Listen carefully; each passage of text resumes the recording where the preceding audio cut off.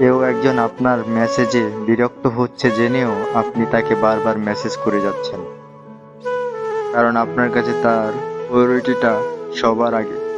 আপনি তাকে ভালোবাসেন, কিন্তু কি অদ্ভুতভাবে সে আপনাকে ইগনোর করছে। আপনার দেওয়া মেসেজ রিপ্লাই করা তো দূরে থাক, সামান্য সিন করার টাইম পর্যন্ত নেই। আসলে আমরা প্রত্যেকটা মানুষ সব সময় ভুল মানুষের পিছনেই ঘুরি, যে কখনো আমাদের হবে না, যার কাছে আমাদের মূল্য নেই, তার কাছেই বারবার ছুটে যাই।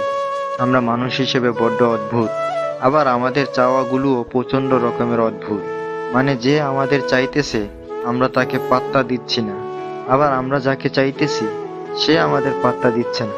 আর এভাবে চাওয়া নাম চাওয়ার মাঝে কেটে যাবে অনেকগুলো বছর, বদলে যাবে আমাদের অনুভূতি।